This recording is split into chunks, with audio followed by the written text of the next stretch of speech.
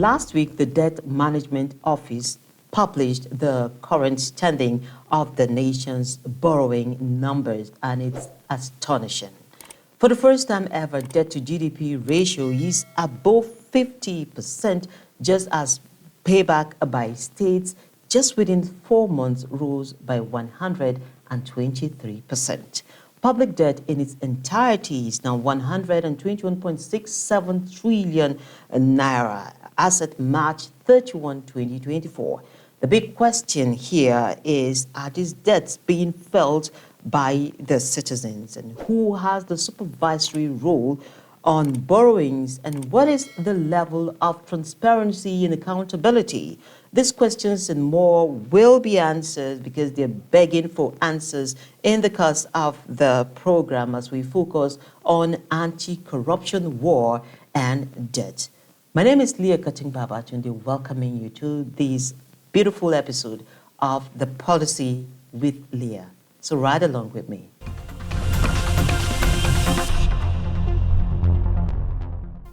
Let's start the business of the day from the trends table.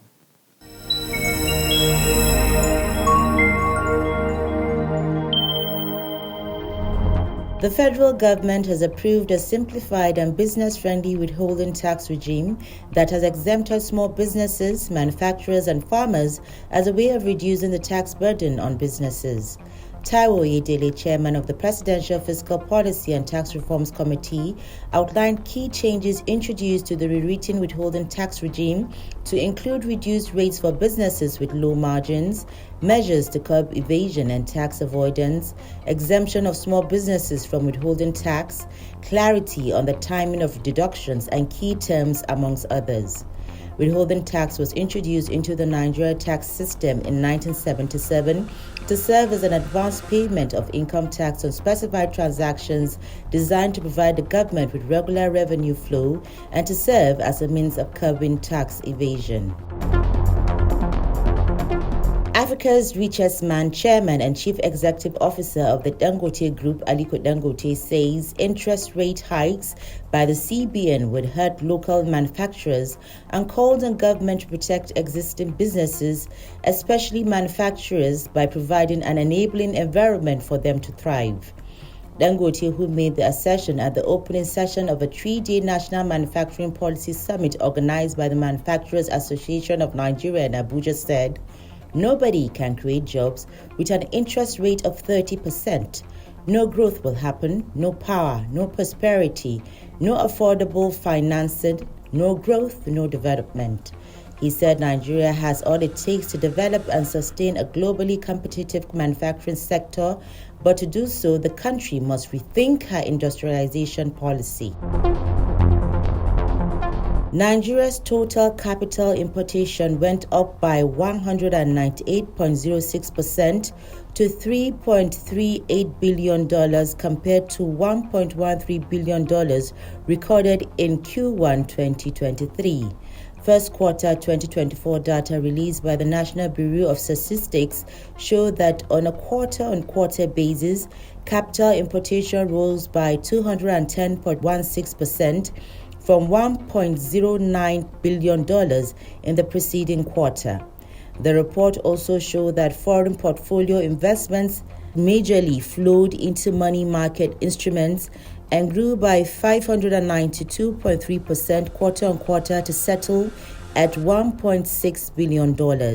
However, only Lagos State, the Federal Capital Territory (FCT), and Ekiti State attracted capital importation at the sub-national level in the first quarter of 2024.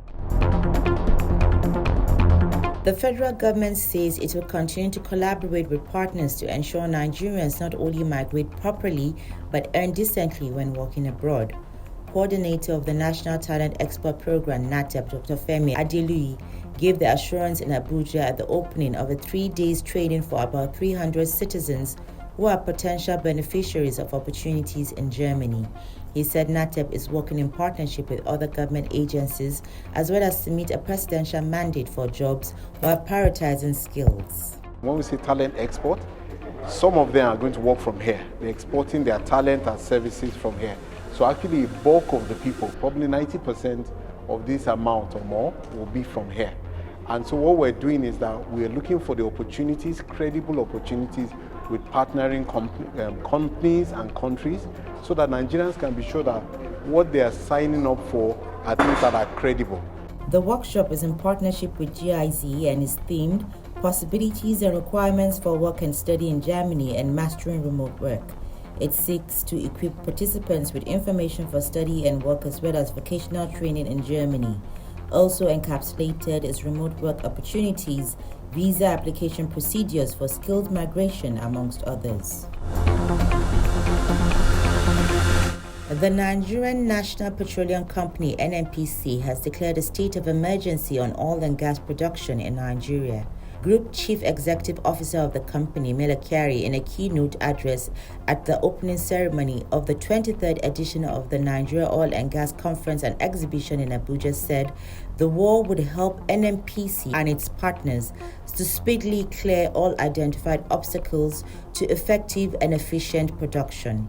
Katung said a detailed analysis of assets revealed that Nigeria can conveniently produce 2 million barrels of crude oil per day without deploying new rigs, but the major impediment to achieving that remains the inability of players to act in a timely manner.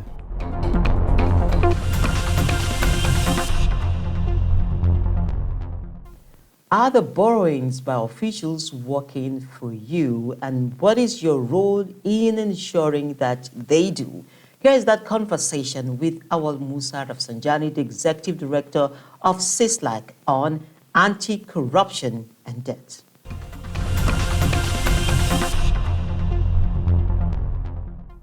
According to a World Direct article on Science Direct, a larger shadow economy reduces tax revenues and thus increases a public debt. Similarly, higher government expenditure enhances the effects of corruption on government debt. Hence, reducing corruption should be a primary policy goal of governments.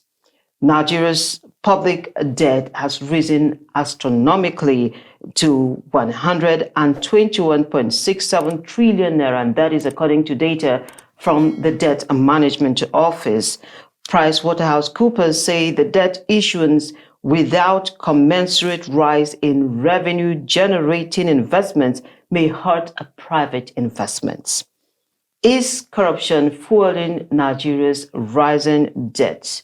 Well, these are some of the questions we will be answering in the course of this conversation. And I have joining me Auwal Musa Rafsanjani. He is the Executive Director of the Civil Society Legislative Advocacy Center, CISLAC. He is also the country representative of Transparency International, as well as the Chairman Board of Amnesty International Nigeria. It's nice to have you on the program. Thank you very much. I guess I'll be starting by asking you, is there a relationship between corruption and debt? Absolutely, especially in Nigeria, given the way and manner in which debt and loans are being taken and approved by the National Assembly, with no iota of transparency in the whole conversation around debt and utilization of this debt, with also increase in overloading budgetary allocation, with lack of transparency in the public finance management, with also zero, at least compliance of even public procurement law in the country. So coupled with the fact that there are so much reckless spending that has nothing to do with human capital development, spending that has nothing to do with infrastructural development, but consumption, and many a times diversion of those loans. So obviously there's a synergy, there's a link between the corruption that we are experiencing in this country and also the rising debt profile in Nigeria. And we have a lot of evidence to show this based on government evidence reports and statistics. For example, Nigeria collected 3.4 billion during the COVID, And the Auditor General has confirmed that those money cannot be traced for any use for public service. And many of the loans also that have been taken in the name of infrastructure cannot be accounted for, neither are those infrastructure in place. Cannot be borrowing for just personal aggrandizement. You cannot be borrowing in the name of project, and those projects never even take up, but the money being squandered. So the National Assembly has been failing Nigerians because National Assembly is supposed to ensure that those requests of loans and debts that Nigerian government is always bringing, they scrutinize it and they are able to ask questions. They then also follow to see what government have been able to do with the approval of the loans that they have given and the releases of those loans. So the poor oversight of the National Assembly and lack of critical questions to explain what government has been able to do with those loans continue to create room for the disappearance of these loans. But it's very sad that our debt profile has increased rapidly within the last 1 year when the current government had actually took over.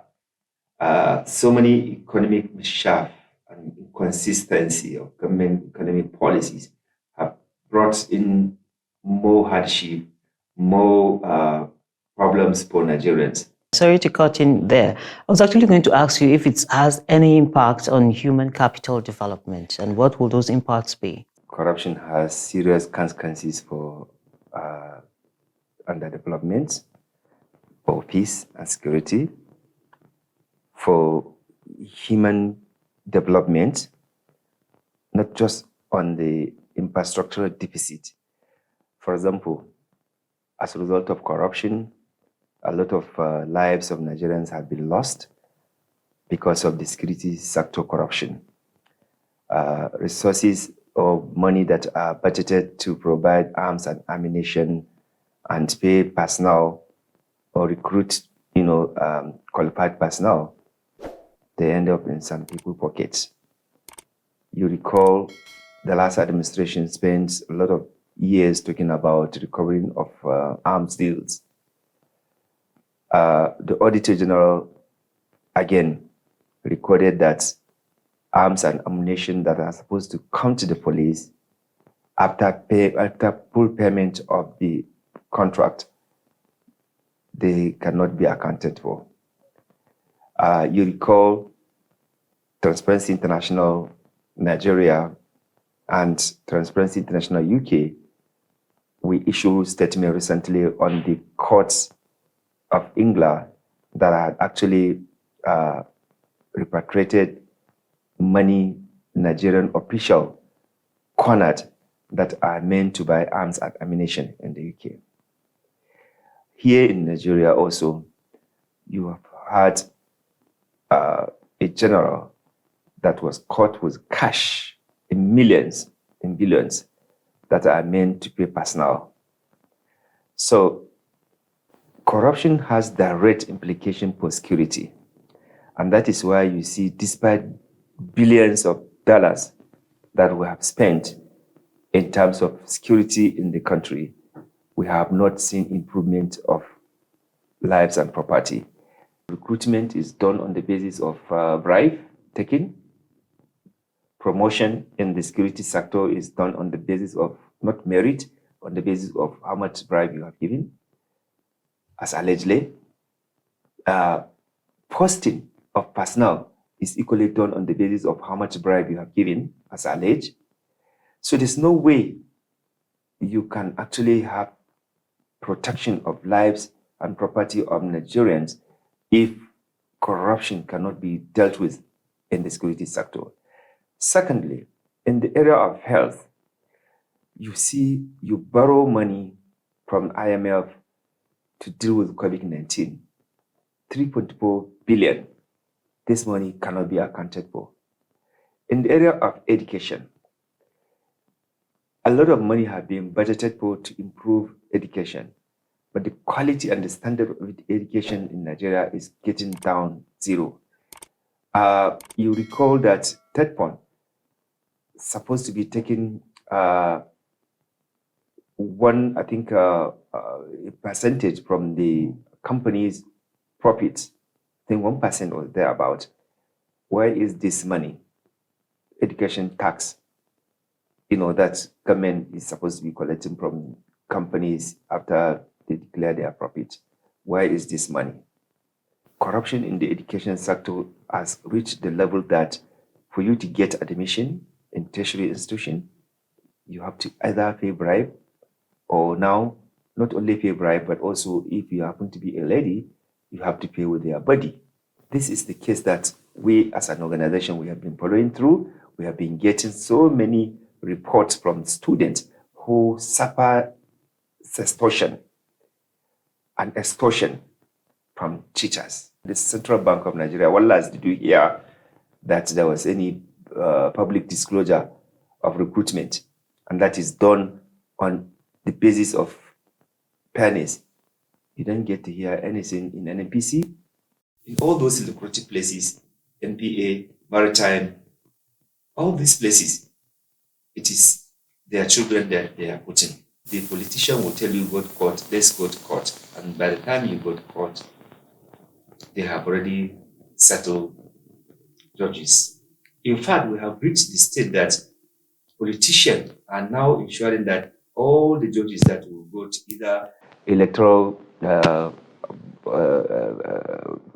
tribunal or even Supreme Court and what have you, they have influence on who goes there so that the person will do their bidding. That is why organizations like Transparency International is talking about corruption, because of the direct implication of human capital development, infrastructural development, and our integrity and image as a country.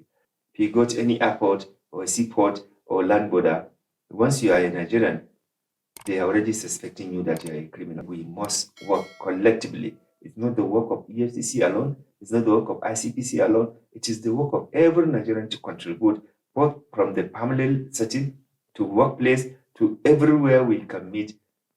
As people, we must join hands to minimize the consequences and effects of corruption in Nigeria. Okay, the EFCC and the ICPC you mentioned have been in the news almost every day, but it would seem they're fighting too many battles at the same time. The little they are doing is hardly noted because you are dealing with high politically exposed corrupt persons who unfortunately are the one who could even appoint them. They are the one who will even approve their own budget to do work. They are the one who will quickly call them and say, don't do this case or do this case.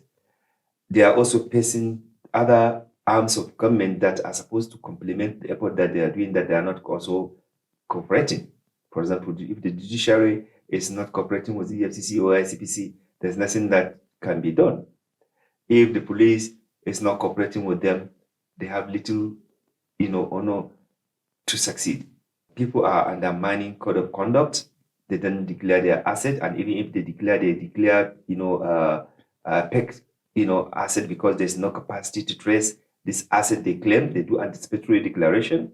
If the citizens are not supporting the effort of EFCC, ICPC, there's nothing EFCC and ICPC can do. If you have a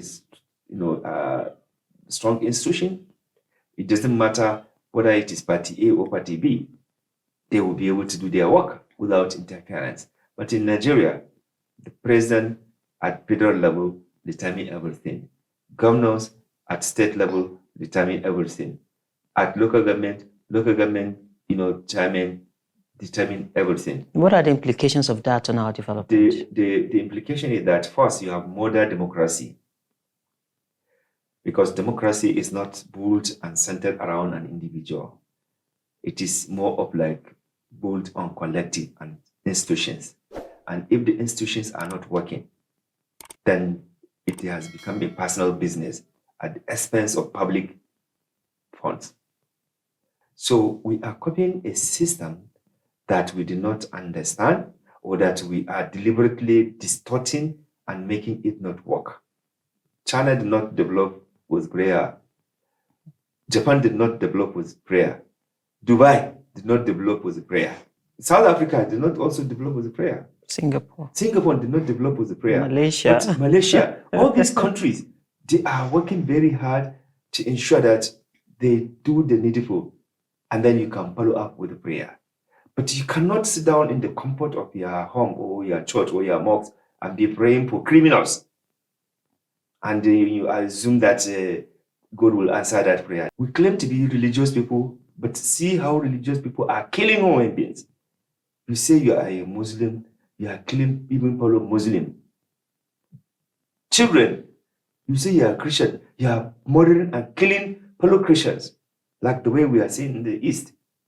You go and burn down police stations who are largely even, from the same ethnic groups, or somebody who did not agree with your separatist idea, you kill that person from the same ethnic and religious group. What kind of human beings are we? Look at what the Boko Haram is doing. Look at what bandits are doing. Largely, many of them, they share the same faith. Their victims share the same faith and even language. So you can see it is purely criminality, but using the religious cover or ethnic cover. You are hiding under whatever sentiment to be perpetuating criminality, and when they talk and they say they will arrest you, you will see they will arrange some, victims they have victimized to come and be protecting that they should not be touched. Or some criminal judges will give injunction that after you have looted your state or you have looted government, that you should never be questioned, you should never be asked, you should never be interrogated, you should never be arrested. How do we work these debt issues? I'm asking this question because already we're seeing our debt at 52.9%. I don't recall in my lifetime that we found ourselves in this kind of position. If you look at the Fiscal Responsibility Act, it clearly states where you should borrow and how you should borrow and what you should do with what you have borrowed. Are we doing that? Unfortunately, there's a total deviation from compliance with fiscal responsibility law. You are not to borrow to be enjoying and riding all sort of flamboyant cars and other lifestyles. You are to borrow for project, for infrastructure that can help create job, that can help improve human capital development. Governors are borrowing money to do projects that has nothing to do with life of the people. And at the end of the day, this money is wasted, embezzled, diverted, completely stolen. So at the same time, they are not also able to use their talent to be able to explore on how to improve on the revenue generation. They are waiting for Abuja, and they will come and collect the monthly allocation. And when they collect the monthly allocation, allegedly, they go to Zimpo and other Beirut change, as well as people selling gold. They buy up all the gold and the dollar. You are an oil-producing country. You are bringing in, petroleum products from somewhere else. You have killed your own refineries so that you justify why you have to go and bring in pure. You are selling pure at the rate at which, as if you are not an oil-producing country. So tell me what exactly are Nigerians benefiting from the Nigerian state? If you have to pay your security, you have to pay for your health, you have to pay for your education, you have to pay for even the road that you are moving, you have to pay for water, you have to pay virtually. The only thing that they have not put sanction on you is the risk that God has. If they have their way, they will even control that one and tax you. So in some way, if you can just give me just one line, how do we strengthen our institutions, both the anti-corruption and those who have the statutory responsibility to regulate and supervise the debt market? The best way we can do is to take away corrupt interferences, manipulation and control, and remove whatever that is not due process in running our institutions. Okay, I must sincerely thank you for making our time for this conversation. Thank you very much.